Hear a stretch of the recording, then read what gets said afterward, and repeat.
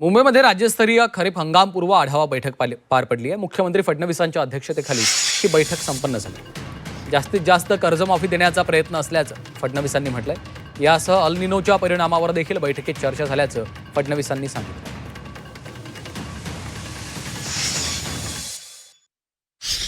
राज्यस्तरीय जी banking committee असते SLBC त्याची पण बैठक झाली। SLBCच्या बैठकीमध्ये एकूण कर्ज वाटपाच्या संदर्भात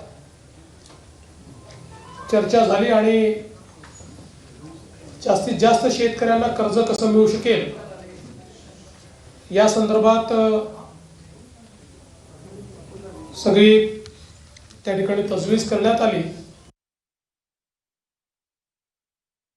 याच्यामध्ये एक मोठं संकट जे आहे ते अल निनोचं संकट आहे। आज हवामान खात्याने जी काही त्या ठिकाणी मांडणी केली आहे त्याच्यामध्ये जे काही लॉंग टर्म ॲव्हरेज आहे पावसाचं ते 88% असेल असा अंदाज त्यांनी वर्तवला आहे। पण हे 88% असलं तरी वेगवेगळ्या भागात वेगवेगळ्या पद्धतीचं ते असेल।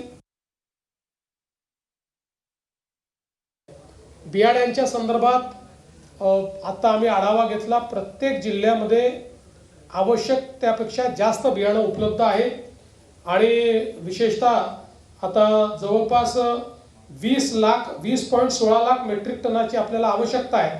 त्याच्या अगेन्स्ट 28 लाख मेट्रिक टन एवढं आपल्याकडे बियाणं उपलब्ध आहे।